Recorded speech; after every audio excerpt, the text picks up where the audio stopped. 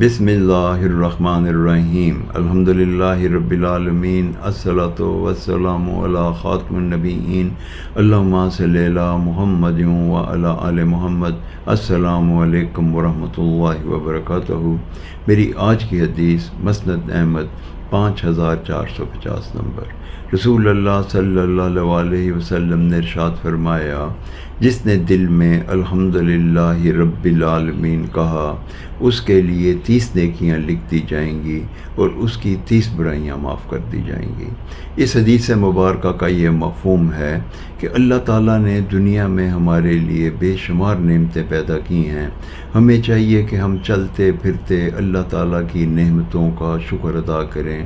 اگر ہم اپنے دل میں ایک مرتبہ ان نعمتوں کا شکر ان الفاظ سے کریں گے تو اللہ تعالیٰ ہمارے لیے 30 نیکیاں لکھ دیں گے اور ہمارے 30 برائیاں 30 گناہ معاف فرما دیں گے۔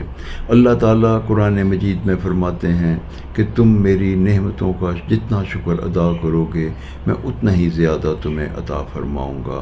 اور نبی پاک صلی اللہ علیہ وسلم نے ہمیں ان الفاظ سے اللہ کی نعمتوں کا شکر ادا کرنے کا طریقہ بھی بتا دیا کہ اگر ہم دل میں بھی الحمدللہ رب العالمین سے اللہ کا شکر ادا کریں گے تو 30 نیکیاں نامہ اعمال میں ہوں گی اور 30 گناہ معاف ہوں گے۔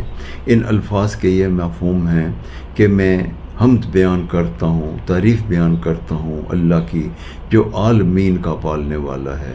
اللہ تعالیٰ ہمیں ایسا کرنے کی توفیق عطا فرمائے۔